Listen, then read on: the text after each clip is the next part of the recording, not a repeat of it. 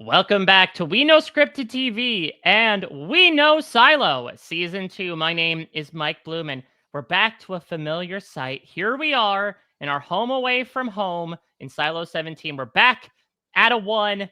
Keep all of the revolution upstart dynamic going on here as we deal with Silo 18 and the immediate aftermath of Juliette Nichols going over the hill and what that means for everyone from the deep down all the way to the tippy top. And of course, I am not alone here. This episode was all about having someone to back you up. And so here I am, joined by someone who has a much less complicated relationship with me as Judge Meadows and Bernard. It is Grace Leeder. I'll stand beside you silently and endorse you, Mike. Don't worry. I would Yeah, do that yeah, yeah. happily instead of begrudgingly. Like I mean, Meadows Judge does. Meadows was a pretty good yes and of stepping in and Sure. being like, and because Bernard made such a fantastic scientific advancement, you all get paid for this. Yeah, that was some universal basic income right there. Five credits each. There you go. What a day. Exactly. Don't spend it all in one place. I don't know how much stuff costs. That maybe they have to quite literally spend it all in one place. Yeah, they might. Yeah, I feel like ever since the advent of gift cards, we don't hear "don't spend it all in one place" as much anymore because you literally have to spend it all in one place. Or like big e-commerce places, That's right? true. Like you That's could, true. like Amazon That's has true. so much that you can spend it all in one place. Or like Walmart, you could Yeah. like you could get all these different things. Yeah, If you will, siloed in a way, where it all Wow. takes place in one location. Let's get into this, Grace, because look, you and I don't know if we were in the minority opinion or not, but certainly we're on the same page last week about how we felt that was it the best way to start off a show like Silo for a new season?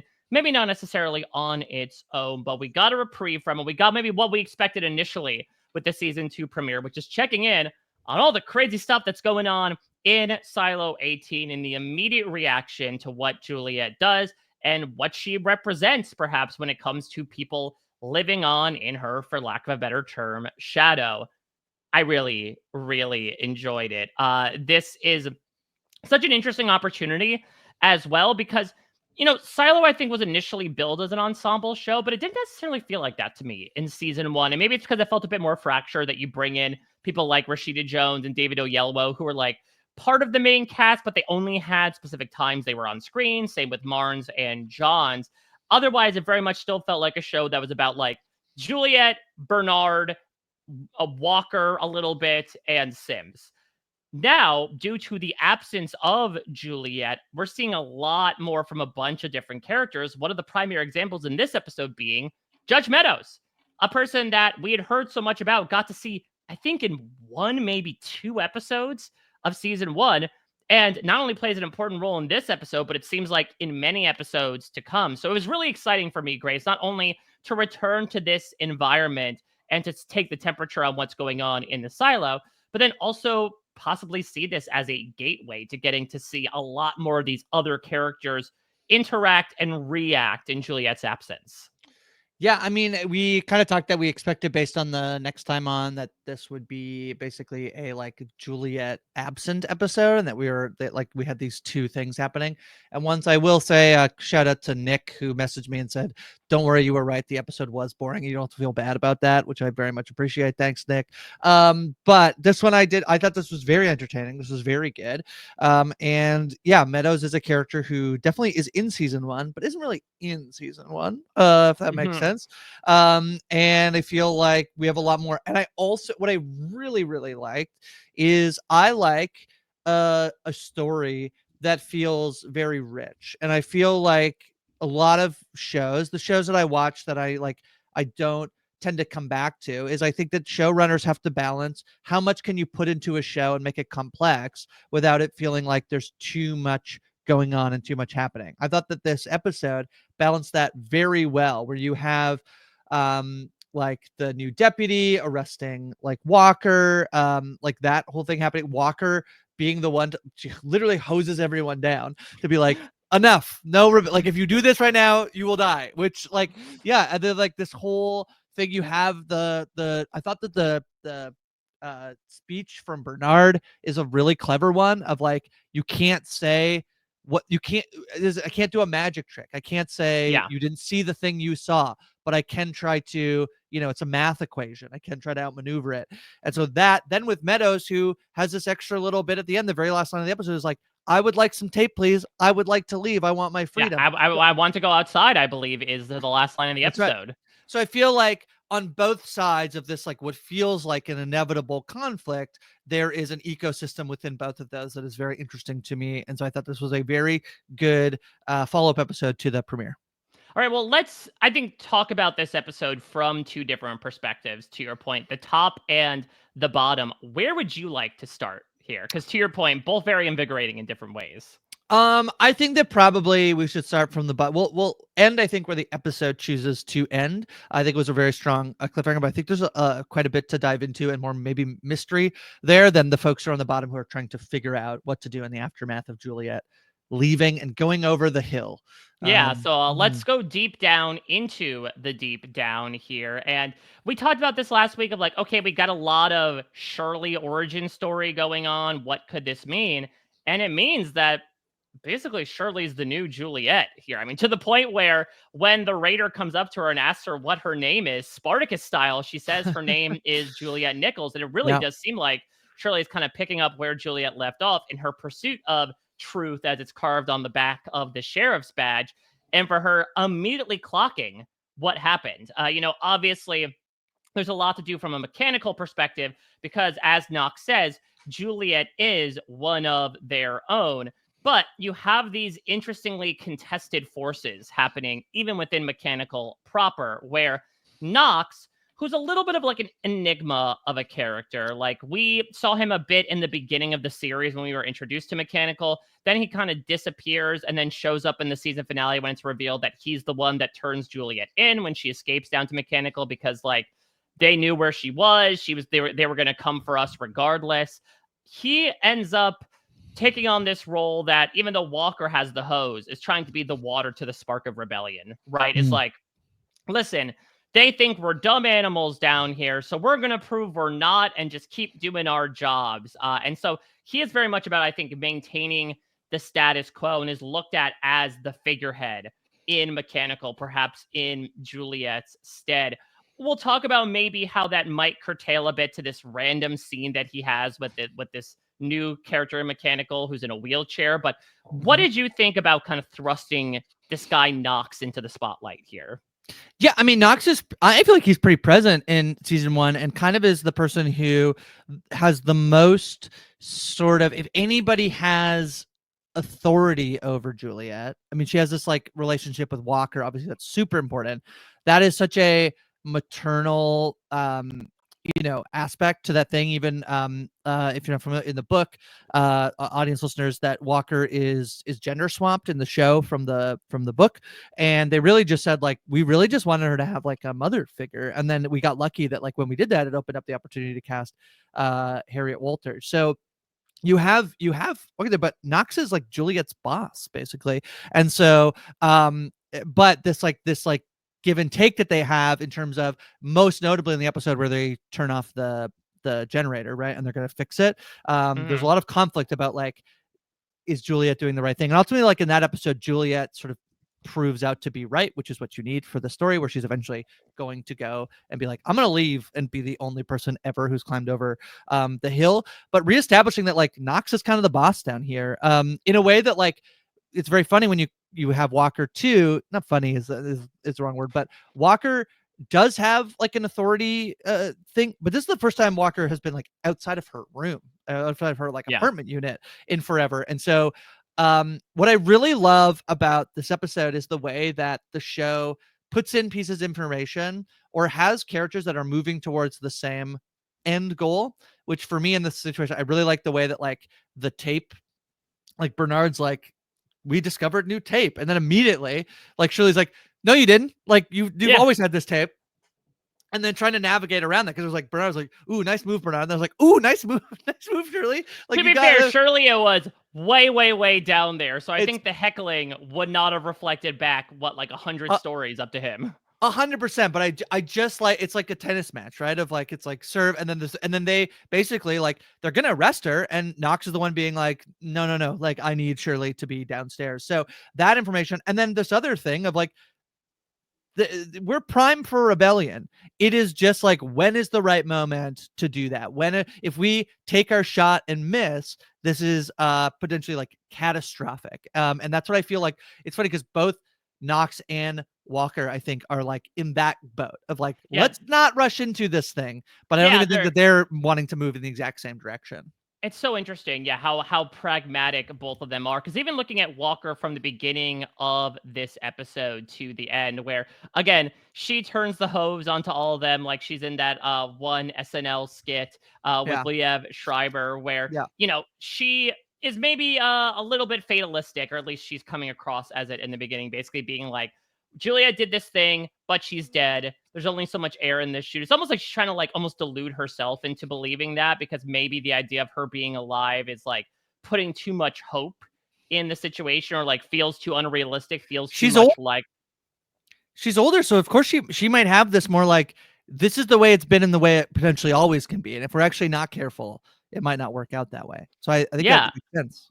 And also, it seems interesting the way that she approaches the entire situation with Carla, which for those that don't remember, that was her ex-wife who she went to supply to get the proper tape for to save Juliette's life.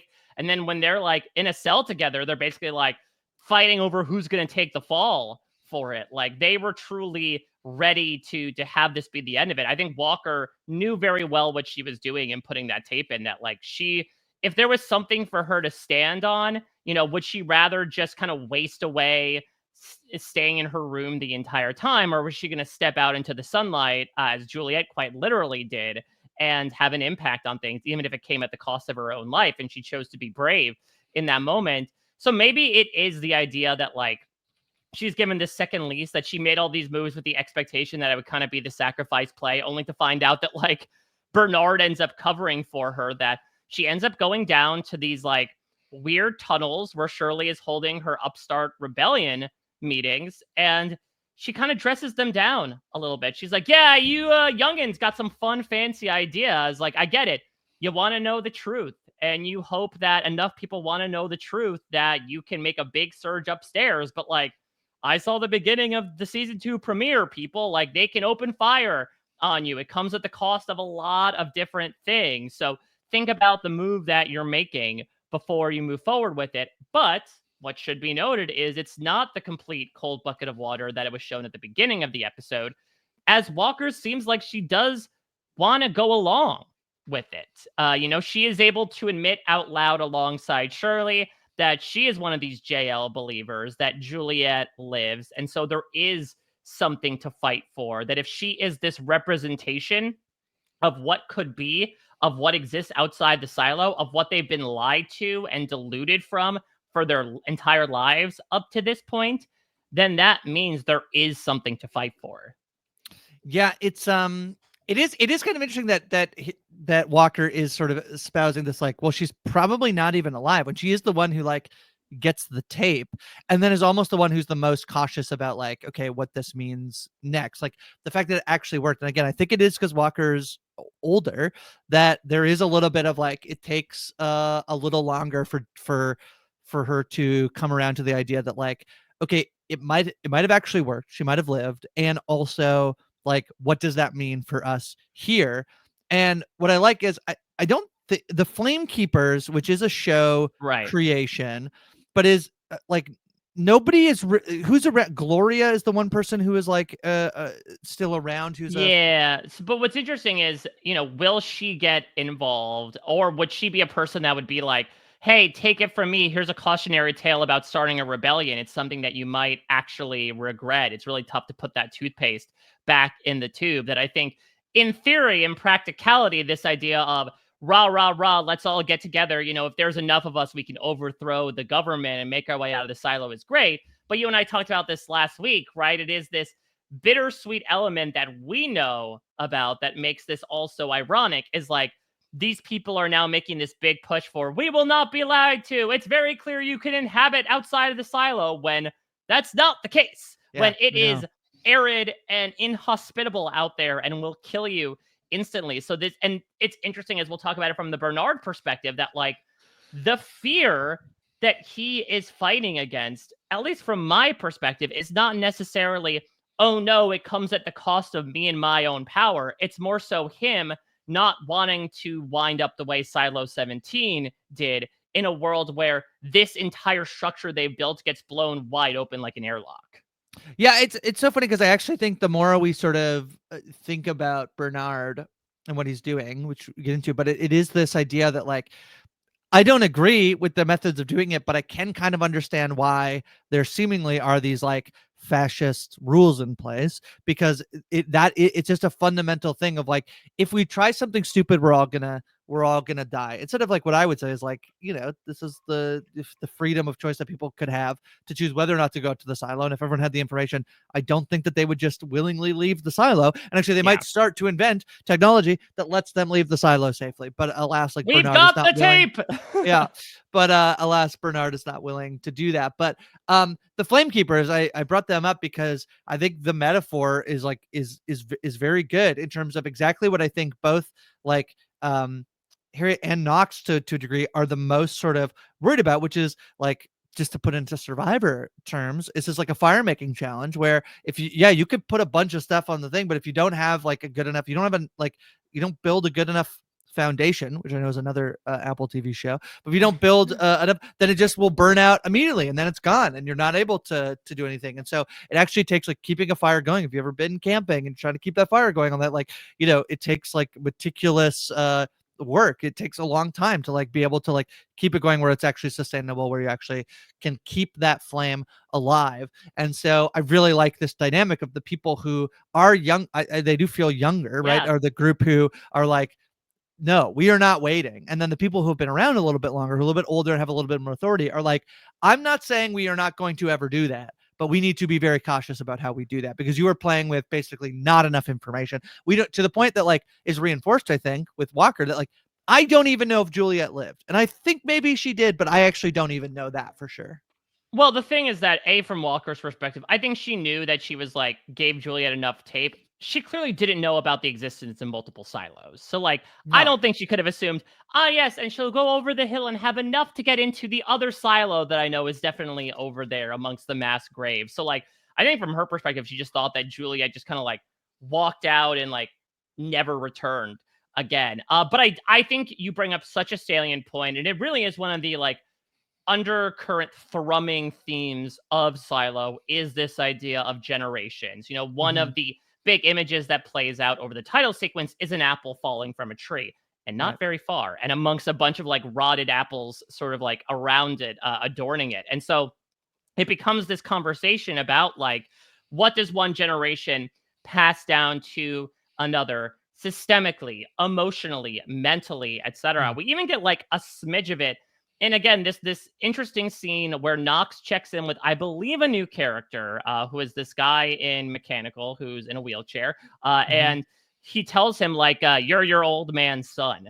And it's interesting that, again, to your point, that Knox and Walker both kind of represent these stable leaders who seem to speak from experience more so than like, yeah, you're kind of writing checks that your ass can't cash at this point by talking about this rebellion.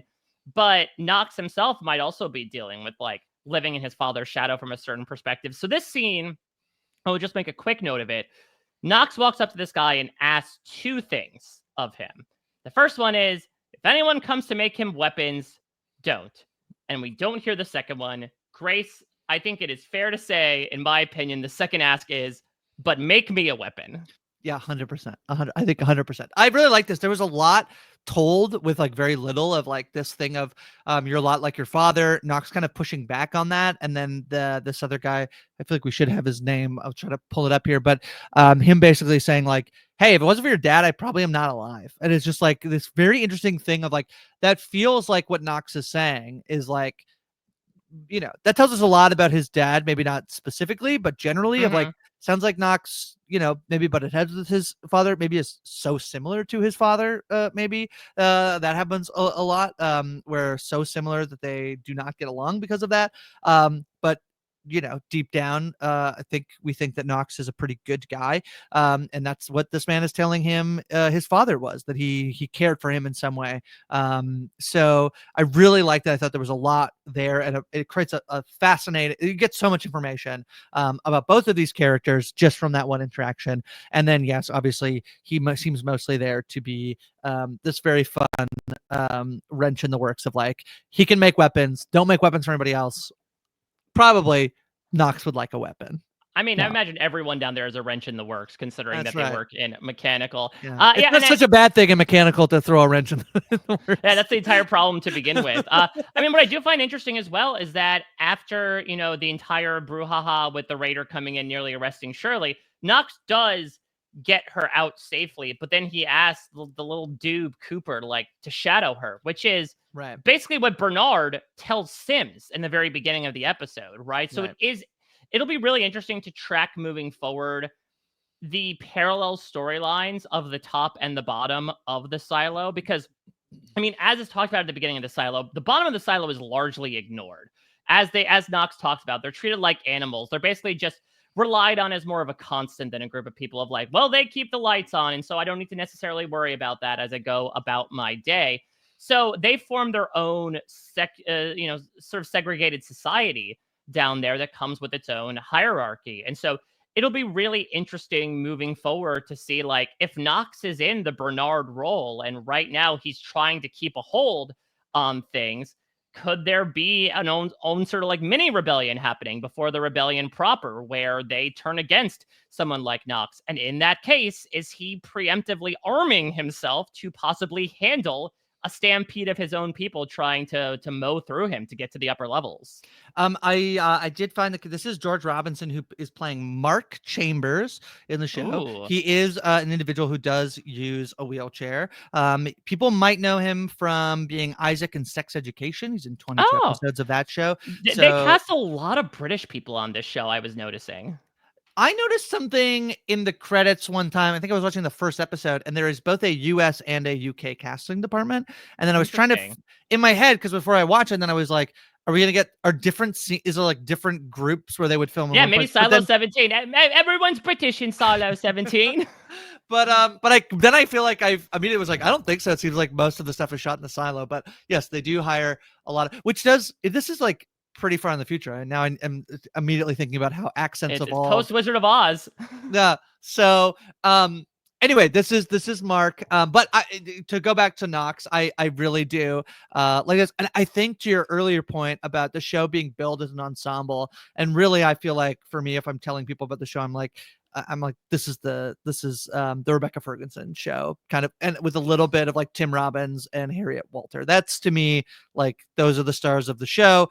But I do really and I really feel from the book perspective, we often stop down on someone. And actually, I think that's where it's been a very interesting translation into the series, is that we often spend a little bit of time with a character, and then we sort of turn the spotlight entirely. And not that those people aren't around, but it's that they're not the central figure of the next part of the story in a way that I don't think works for the show. You can kind of see that in episodes 1 through 3, where those episodes are very much contained, and then we move into Juliette and bounce around a little bit. And we kind of obviously don't have Holston and his wife on the show anymore. But I get excited when it's yeah, okay, what's Knox doing? What's Shirley doing?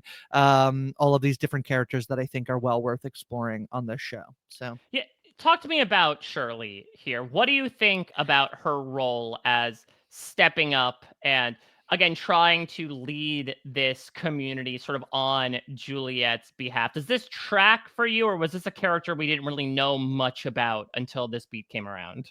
Well, I think the one thing that I give the show credit for is I actually think last week's episode is the teensiest bit better because of what came after it. So immediately, and again, I think this is really wow, if you had to drop both of these in 1 week, that would have been pretty good, but they didn't.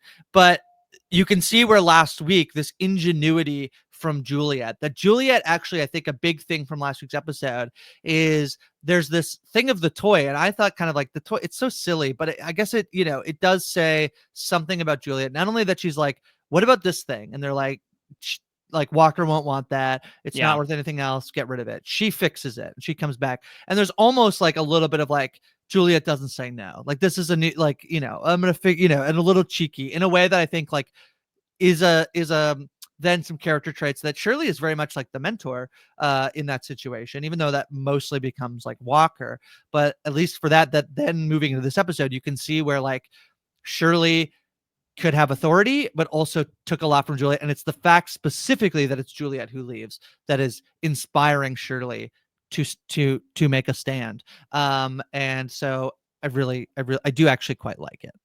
Yeah, it's really interesting when you think about the track of Shirley's story. I mean, I think it comes at the expense of the fact that, as I spoke about with Knox, like we just didn't really see a lot of the character in Silo season 1, because once Juliette leaves Mechanical, we pretty much just don't really focus on it. Like we might get a little bit of stuff with Walker and that's it. But it's interesting when you think about Shirley's story of like her growing up in the Deep Down, having this like pseudo disruptor come in her life in the form of Juliette, right? This girl down from the mids, clearly a fish out of water, but is able to like have her warm up a little bit. And she also becomes acclimated to their ways as well. And then she goes out in such a big fashion.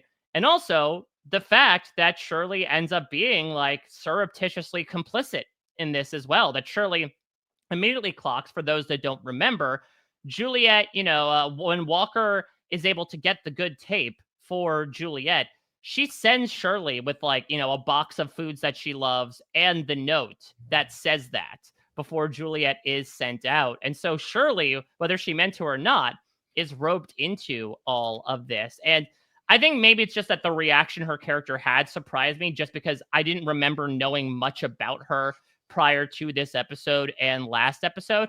But I think it's a really fun idea, especially from a thematic perspective, right? Of like, when it comes to revolutions, of course, leaders die along the way, either as martyrs or just like coincidentally. But then there are people that usually step up in their stead. And that's the thing about it, is like, no, in rebellions, it doesn't necessarily matter who is the head of it. What matters is there is a head of it. And to see Shirley obviously be so inspired by her relationship with Juliette and seeking out the truth and calling bullshit where she sees it, that she's like, no, no, no, I don't care what Knox says. I don't care what Walker says. I know what happened. We're going to start gathering our forces right here, right now. To your point, and to a lot of these characters' points, it might be something that ends up on the receiving end of a shotgun. But at the same time, it's really interesting to see this character come into her own as sort of the avatar of the character who just left the premises. Yeah, exactly. I think that's very fun. And I think, Shirley worked in Mechanical under Walker too. So certainly Walker sees something in Shirley too. I think the fact that she was there and being pretty young when she was there. So all of that to say that I think that like this is a very fun dynamic. And it just, again, I think like the ecosystem of like the lower floors where you have Knox trying to figure out how to manage everything and move forward until we do or do not do something else.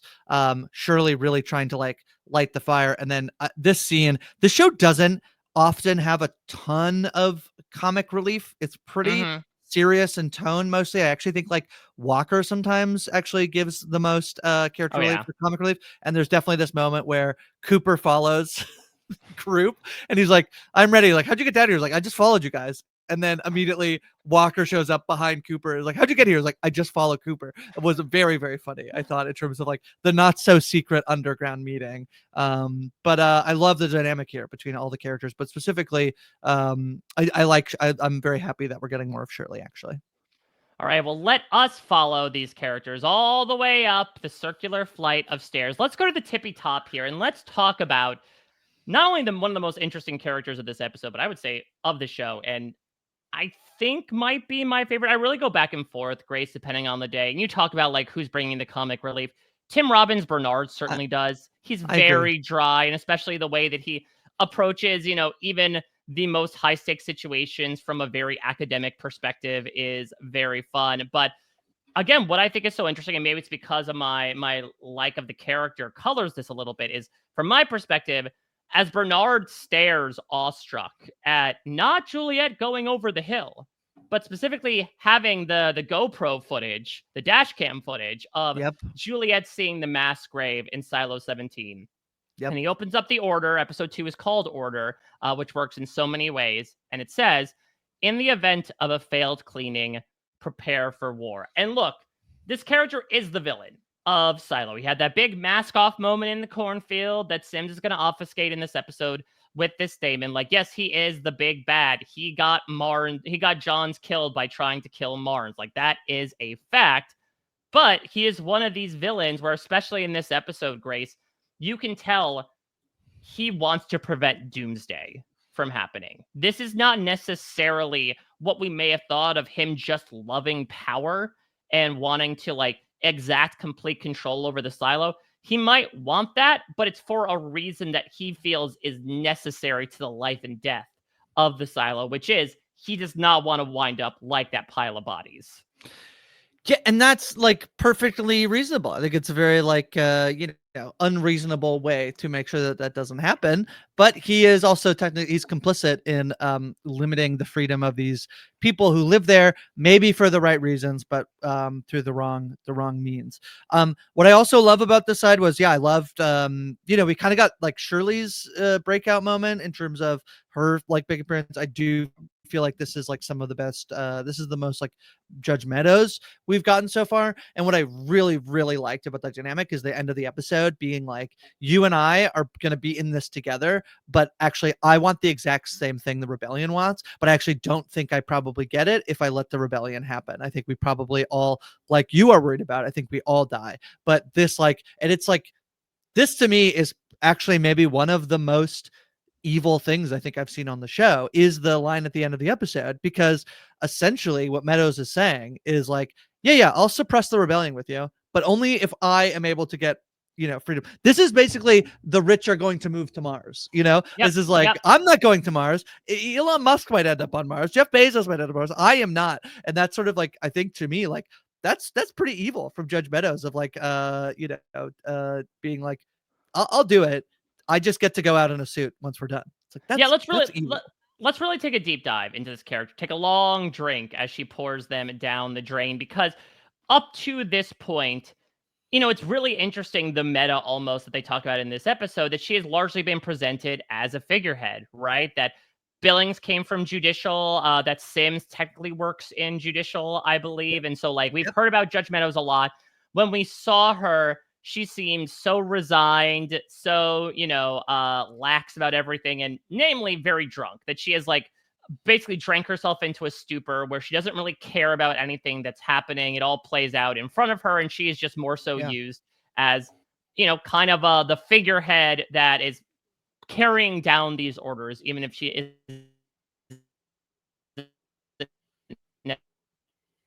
her carrying out her own orders here and like taking her own propriety is really interesting, because again, it's almost like she's inspired by Juliette in multiple ways. 100%. Not even with her final declaration of like, I want to go out, but more so this idea of like, I am in a position of power. Why am I not executing more of it to get what I want?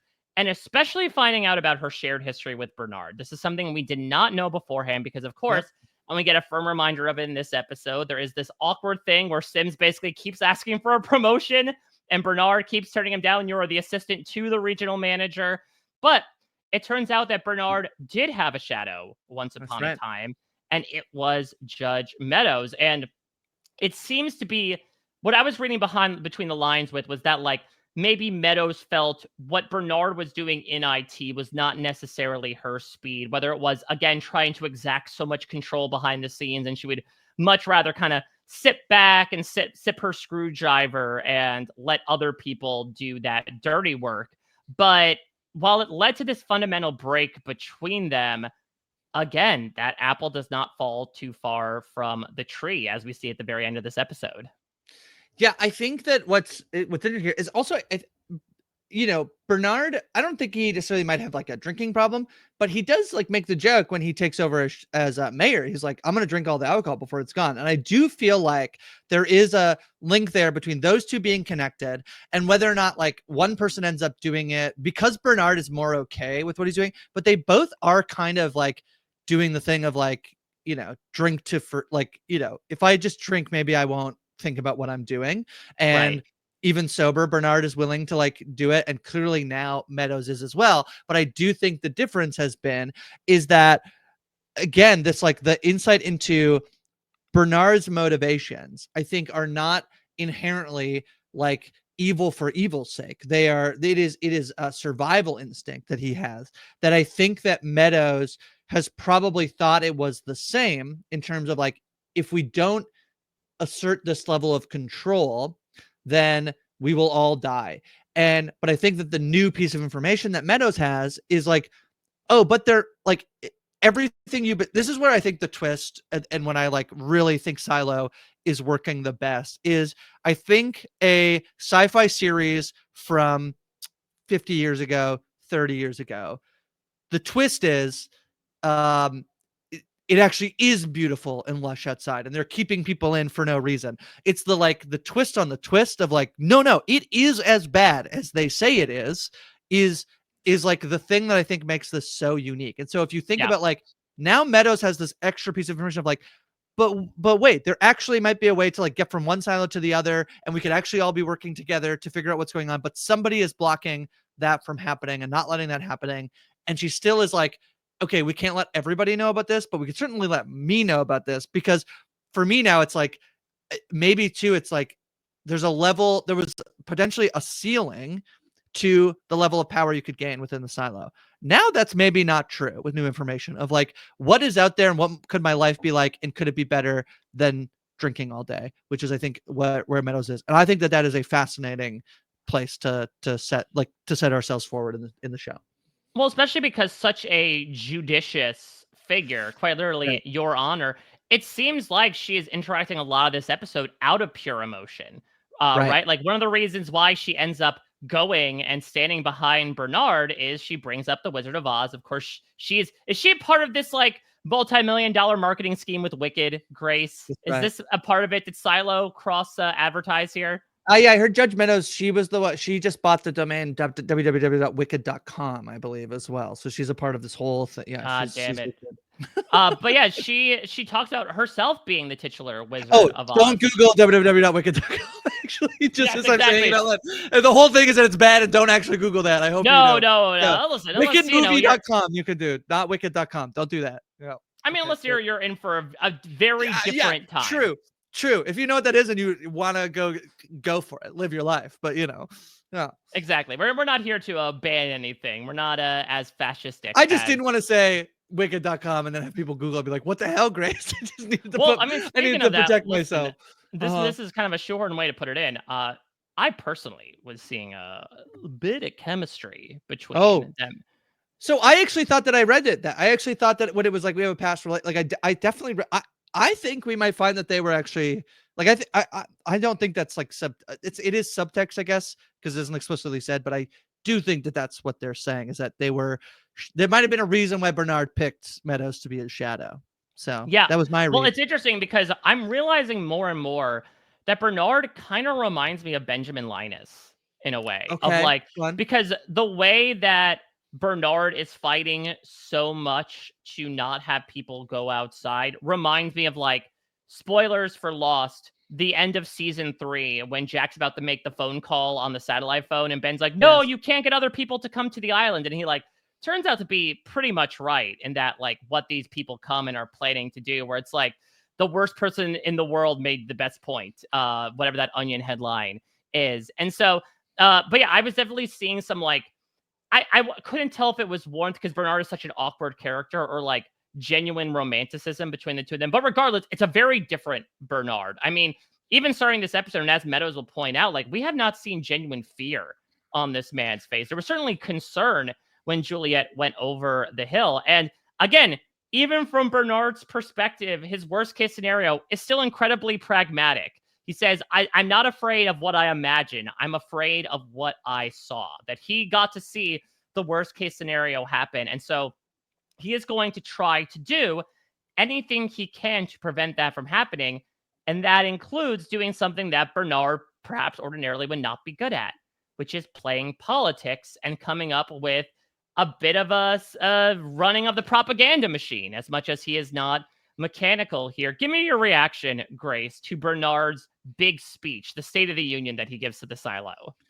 So what I like about this, and actually I was going to mention this about Meadows too, which is that I think that what I like so far about these villains is that, like, I did feel like the reveal of Bernard as the bad guy was a little like, oh, yeah, like for sure, that's the guy who's evil, like, which is totally fine, because again, I think, like, just to be clear, the book, when I read the book, and the book does the whole time, you're just like, Bernard's evil, and you're like, okay, and but the show does try to do it, and it's a thing of, like, maybe it's really avant-garde because it's the first person I thought would be evil, so you immediately rule that person out. I said this last week, and then, oh, it actually is him, and then that feels kind of like anticlimactic.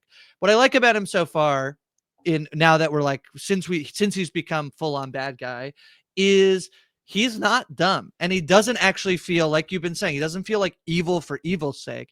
He feel like this thing of, like, I'm looking at what's in front of me. It's not like, yeah, I bought some time. I bought maybe a couple days. And so I like this idea that, like, there is something festering below. I like the fact that it's almost like bursting at the seams, and you have Knox and Walker be like, whoa, whoa, whoa, whoa, whoa.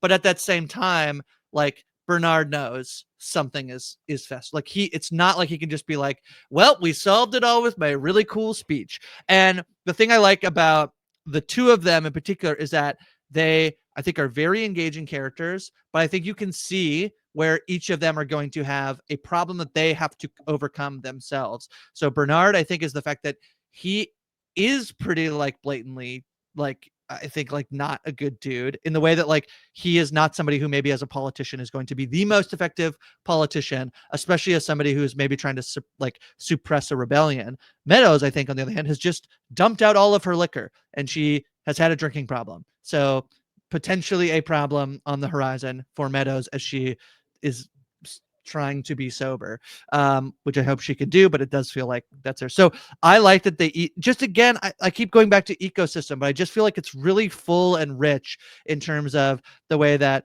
this, I think, was a pretty good tactic from Bernard. But again, there is somebody and multiple people who know what he's saying isn't true. So how is he going to navigate that?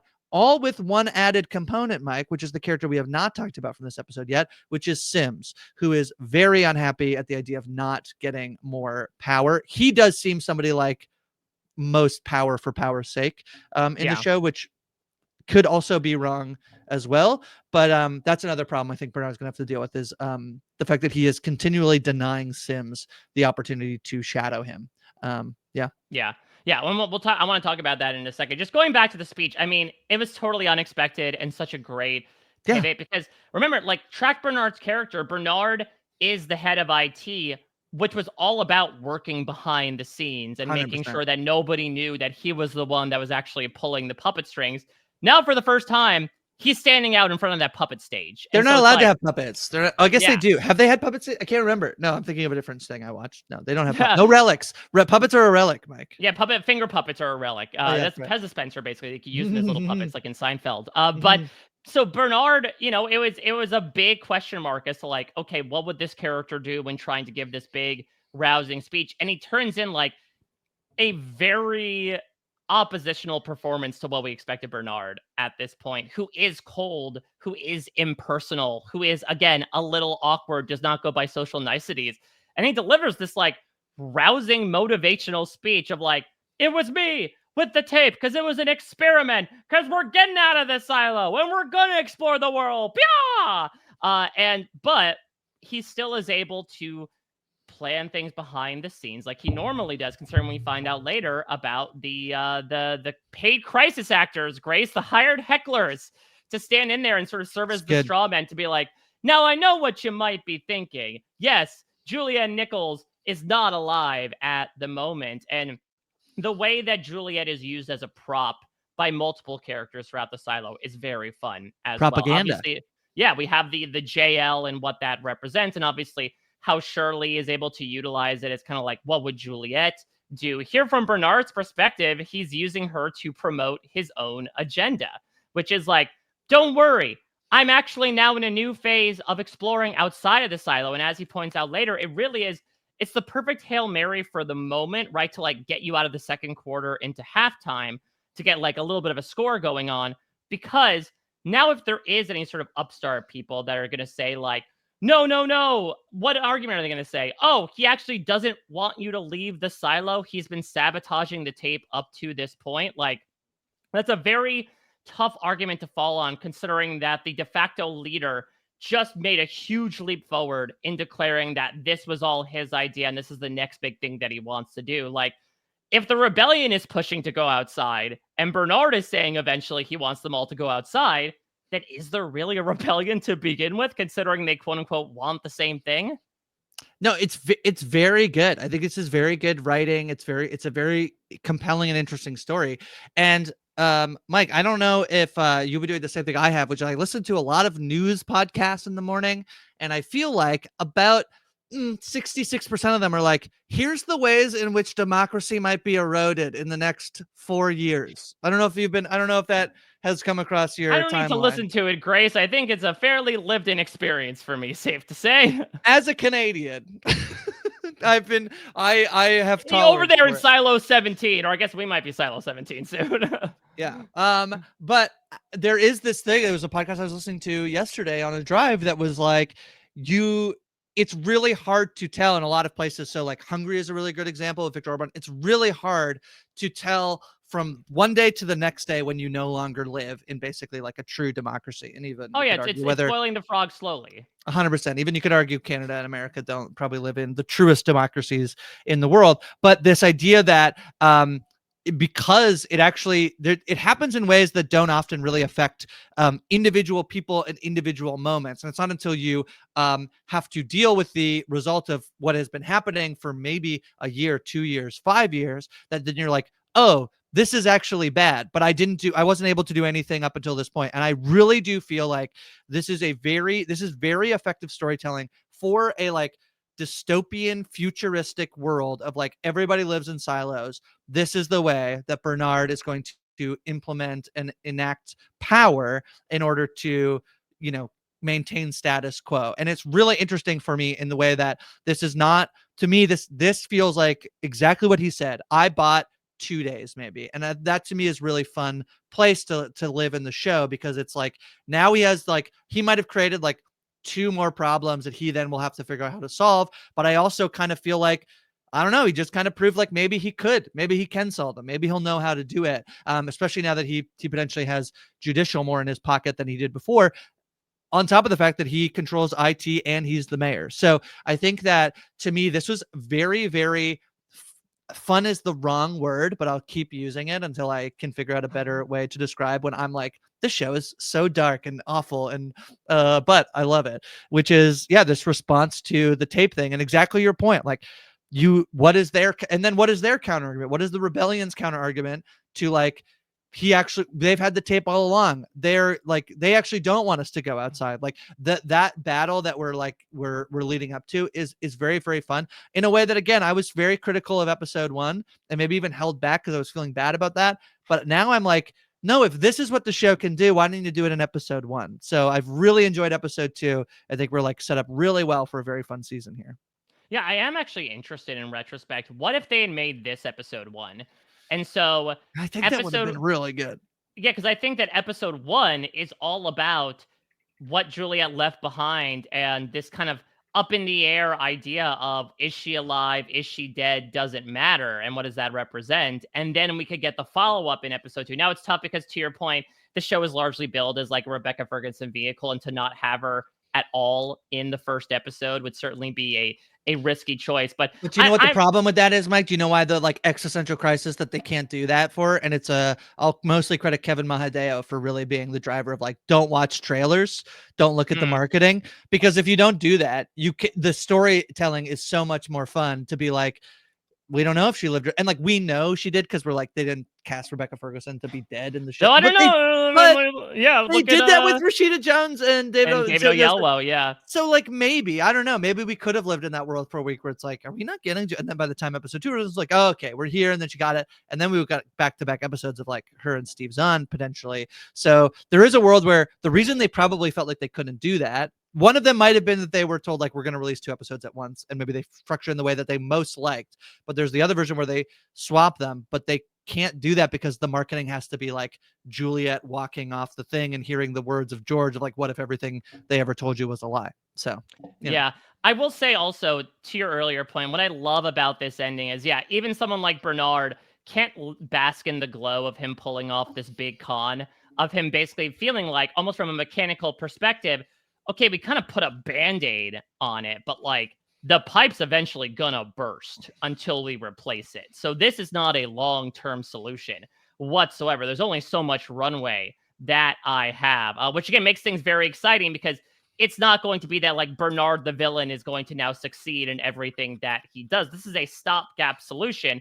And while bringing Meadows on board now and having her operate in a fuller capacity works for now, it might not down the line the more and more she's looking at that metaphoric hot air balloon. I do want to briefly dote on Sims. Let me put out here a bold prediction, Grace. And this says nothing about the books. This talks about the show proper, Silo. I think Sims is going to have a Darth Vader Emperor Palpatine moment. I think Bernard's downfall, if and when it comes in the Silo, is going to come at the hand of Sims. The tale as old as time, Grace. You know, you spurn the people that are right at your side. They can sometimes be the first ones to turn on you. It's a very good prediction. Part of me feels like all of the laudits I'm putting on the show about Bernard and Meadows being very complicated and complex characters is maybe a little bit undermined if it ultimately ends up being Sims who just like kills them and takes over. That's kind of fine. Sometimes I'm here for like, oh, that's the villain. Like that's the villain. They're bad. They're just bad. That's okay. I almost wonder whether we could see a little bit of like, who else on the board? And I like to do this sometimes with the tasters where I love to ask a question to the audience, which is like, obviously if you're a book reader and you know what's coming, like please do not just like inherently spoil the books. But if you were like, say that they were not doing anything like the books, and don't even indicate if you did, but like who would be a fun person on the in the ecosphere so far that would be like the like is like the villain after Bernard? Like if you had to put some who like gets more of a like, you know, you talked about Darth Vader, but who's the Anakin right now? Like who in this show is somebody who maybe with the way things are going gets, you know, I think right now like the person we have closest in them, and I'm struggling to remember his name, but he's the new deputy. Billings, like no, isn't he the so or we have a new sheriff? Correct me. The guy who locked up Walker, he comes. Oh, so we have Hank, who's the deputy of like in the down there, you know, so deep below. So I'm not saying like, I mean, people could say it's Hank, and I'm mostly using Hank as like he seems like a guy who like, you know, he's in there. He seems like he's like going along with stuff. Could he have like more of a heel turn? Yeah. So I think it's a trick. You did mention Lost earlier. I don't know. My prediction is that the code to the door downstairs will just be the Lost numbers. That's my prediction. Oh my God! Not yes, really. Exactly. Well, we do see that. Yeah, it looks like Solo has holed himself up on basically like the little secret room that Bernard himself is in, which I don't know if that's from an IT perspective, if that's from a mayoral perspective who has access to that. But yeah, I would say it doesn't even need to be like Sims directly kills Bernard. It could be that Bernard orders like, okay, Raiders, go fire upon the insurgents. And Sims is like, stand down. That's my 100%. Order. Don't do anything. And like basically allows everyone to kind of overrun Bernard. I mean, to the point earlier, we talked about a lot of this cast. There still are a good amount of people that didn't really get a lot of focus in this episode. We mentioned Billings, who kind of has had like has become completely declawed, where now he has to like listen to Sims' faulty statements. And I like this scene. I like this of like, why would she have run away? And he's like, I don't know. And he's like, okay. Like, well, that's the thing. We always knew that Billings was like almost like Juliette was kind of inspired to like keep questioning, but he can't do anything right now as he works under judicial. We have a really heartbreaking scene with Ian Glenn's character of Juliette's father as like he just watched his daughter probably walk up to his certain death and now is like holding this baby girl like it's his own daughter and remarking about you know, basically getting to relive a woe-begotten time when everything was much simpler. What should be noted is Lucas is not in the picture yet. He was sent off to work in the mines, but I feel like that was only like hours before Juliette went to go clean. So like, I don't know where he is. I don't know if he was written out of the show. I haven't checked the news to see if the cast member is still a part of it. Played by Nash. I haven't seen anything about that he wasn't coming back or anything, but yeah, we'll have to see. But if he's in the mines, that's very close to the deep down, so he might also get easily involved in the rebellion. Very true. So yeah, I think that there's so much there's so much here. I'm so excited to dive into episode 3. So this was definitely a pretty strong a bounce back. The one thing I was gonna say too is one thing I think from last week's episode that I like, if I was to give the show a bit of credit, I do feel like the people who really liked it had a lot of fun with being like, oh, this is why she's going the route in the silo that she's going. And you actually can go, you could probably look it up somewhere online. Like, I bet there's a pretty good Reddit thread of like, she's going to IT because she knows that like stuff like IT makes the supplies in silo Right. 18. And she's trying, that's the place she would go. That if Silo 17 had secret information, she would go there. That's where he said that like people did have some fun with being like, and I think the for me, the part that didn't work is like there was no narration. And I know that seems really silly because like part of what I think people who loved it are being is like, I get to explore myself of like kind of, this is for me, this is a thing that I really loved about Dune, where it was like, oh, it lets me just go and Google all this stuff I want to figure out. That's I think what people were taking away from Silo, and especially book readers, I think, are the most who are like, oh, I can see why she did all the things she did that I thought was like a little lacking for me, but people liked it. And I kind of love that people got to enjoy that aspect of it. So I will give episode 1 some credit for the people who did like it. So yeah, I think regardless of how you felt about the first episode, it did feel like a bit of an aberration from what we're used to with Silo, and this was a definitive return to form, and I really enjoyed it. You know, it was a nice reminder of the location of the characters and of the themes, especially, and of the propulsive momentum that can exist within this show. And despite the fact that, again, it seems like things are stymied for now, that Bernard has definitely thrown a spanner into the works of like an upstart rebellion that might be happening, it is only temporary. And so we'll see. We talked about this last week that I imagine episode 3 is going to be now sort of counterbalancing between these two respective silos. So we'll see exactly how the show moves forward from this and how they balance information between the two locations. But it sets things up very nicely for what's to come. Yeah, and this show is dropping at 9 p.m. Eastern time, it seems like, so you can actually get it a little bit early. This is that like midnight. Like so midnight, what, Eastern time? So I don't know. 9 p.m. Pacific. I guess, is Apple a British company, but they drop it. I think that they drop yes, it does. GMT time. Yeah, I think Amazon used to do that as well, where like they drop it at midnight GMT, which is like can be like 7 p.m. Eastern. Yeah, so if you're 5, right? Yeah, not 10, 11. Yeah, I guess so. It looks like it's so. I guess this is 2 a.m. GMT, which is 9 p.m. Eastern. A little earlier for you, 7 p.m. No, 6 p.m. Anyway, you could do your own conversions. But it's dropping Thursday nights in America, so you can catch a little early, and then our recaps this should be in your feed Friday morning. So. All right, perfect. Well, feel free to check that out. A little bit of early Silo in your ears. But Grace and I will be back next Friday recapping episode 3. You can check out the other stuff that Grace and I are doing here on We Know Scripted TV, Tastemakers, TV for Real, Battlestar Galactica, Dune Prophecy, which is now going strong on Sunday nights. Everything is at WeKnowScriptedTV.com. Thank you all so much for listening. Let us know your thoughts about the episode, about what's going on with the characters inside Silo 18. Who's graffitiing JL? What did Knox ask of this new character? Give us your answers, and we shall see if they come true, maybe as recent as next week, as we will return for episode 3. Thank you all so much for listening. We're going to take off on our own hot air balloon here, but we'll be landing to talk more Silo next week. Until then, everybody, take care. Bye-bye.